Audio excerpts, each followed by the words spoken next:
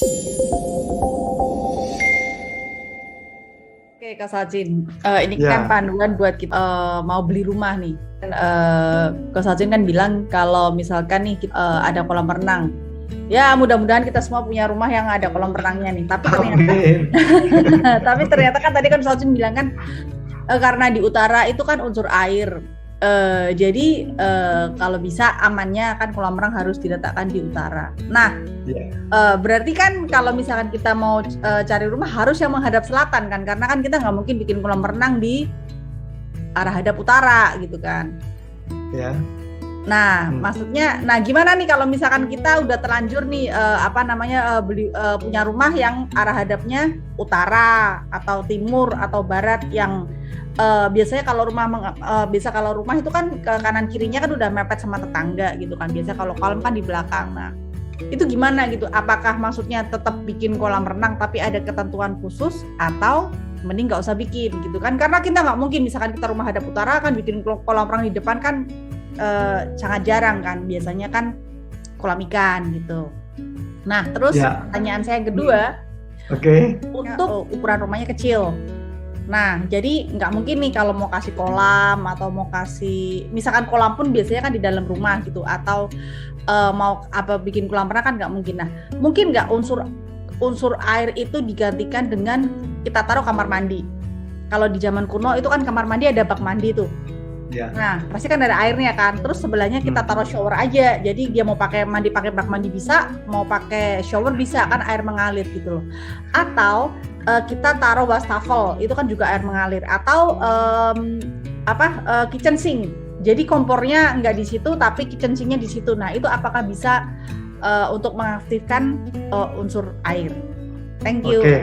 Ada cukup dulu, 2 dulu. Saya kalau terlalu banyak nanti saya jawab yang terakhir saja nanti. Saya menjawab pertanyaan Aida ya teman-teman. Suatu ilmu bagaimana cara mengujinya ilmu ini berguna atau tidak? Ya salah satu dengan perjalanan waktu. Ya, ilmu yang jelek, ya ilmu yang tidak berguna akan terkikis oleh zaman. Namun kalau ilmu yang baik itu akan terus bahkan berkembang. Bahkan ilmu yang bisa menyesuaikan dengan zaman, ya itu akan terus berkembang walaupun dunia ini terus berubah. Kalau rumah hadap ke utara, mau nggak mau kolam renang memang harus di depan atau di arah jam 3. Namun jangan diletakkan di sudut selatan atau di belakang rumah. Karena kenapa? Ketika terjadi benturan unsur, ya kan, pengaruh ke kehidupan kita itu biasanya kita akan sering diliputi dengan sikap keraguan-raguan. Dan bisa juga, saya juga sampaikan beberapa kali, ketika terjadi pertentangan unsur di satu sudut, bisa juga menimbulkan fata morgana energi. Fata morgana itu yang mungkin dikatakan ini ya setan atau hantu. Ya sebetulnya bukan. Kalau sebagai orang beragama sih, kalau ada kuasa-kuasa yang di luar Tuhan, ya kita selesaikan doa biasanya hilang. Namun kalau berhubungan dengan pertentangan unsur, memang manusia itu biasanya dituntut untuk menyelesaikannya. Karena kenapa? Bapak Ibu mungkin pernah ya, misalnya pas kita noles kelebat gitu ya, tadi kok lihat apa ya, kok ada bayangan, sesuatu bayangan, kita lihat lagi nggak ada gitu ya. Karena kenapa? Sudut-sudut mata kita yang di pinggir ini memang kemampuan menangkap frekuensinya itu beda dengan kita memandang ke depan. Karena ini frekuensi lebih rendah dan lebih tinggi kita bisa menangkapnya. Dan frekuensi yang energi yang mungkin secara kasat mata nggak ketangkap itu sering bisa. Nah, fata morgana itu seperti apa sih sebenarnya? Contoh gampangnya, kalau kita parkir mobil ya di bawah panas terik matahari dan kita sering lihat di atas mobil tuh kayak ada sekelebat nah itu namanya fata morgana energi karena terjadi benturan satu apa dua unsur sehingga bisa timbul fata morgana energi.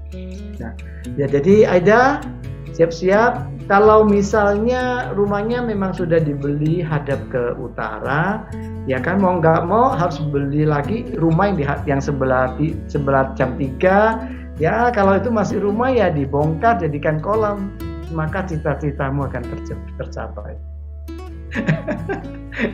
Kita amini ya. Tadi kan sudah didoakan sama Aida. Amin. Ya.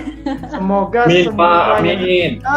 semua yang hadir malam ini beli 2 kapling ya. Semoga yang dihadir malam ini semua didoakan punya rumah yang ada kolam renangnya. Wah, hebat sekali. Hadap selatan berarti Coach Sachin. Hadap selatan atau apa nih kalau mau kolam renang di belakang? Ya, hadap selatan. Hadap selatan. Jam 3 itu berarti kan timur kan? Ya, ada hadap ke barat juga boleh. Ya, itu relatif aman. Cuma kalau di timur, kalau untuk kolam renang, ya nanti desainnya dari saya aja lah. Pasti porsinya cukup.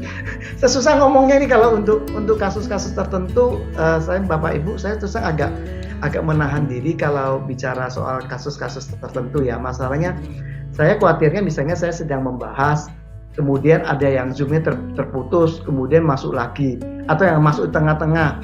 Ya, ternyata kita bicara tentang rumah hadap ke selatan, tapi nangkapnya di belakang boleh air, dan itu sering sekali salah pengertian ini melanda. Jadi saya terus terang mohon maaf, harus hati-hati membahas sesuatu yang kasus-kasus yang khusus. Pertanyaan kedua tadi apa, Lucy? Saya lupa. Pertanyaan, kalau misalnya unsur air itu apakah bisa digantikan dengan kamar mandi atau shower atau kitchen sink? Oke. Kitchen sink, wastafel, apalagi tadi ya? Bak mandi. Yeah. Nah, itu sesuatu yang berguna bagi kehidupan kita. Jadi yang berguna itu sesuatu yang natural, alami. Jadi bukan pendekatan feng shui, tapi pendekatan fungsional. Nah, namun misalnya kalau kita utara, kayak tadi sengaja kita letakkan kolam renang atau kolam ikan, nah itu sengaja untuk membagi energi. Namun untuk sink seperti tadi Bu Flavia ya kan, tidak boleh juga misalnya tetap dipertahankan dapurnya di utara. Namun kalau tadi saya cuma menyampaikan kalau ada rencana renovasi.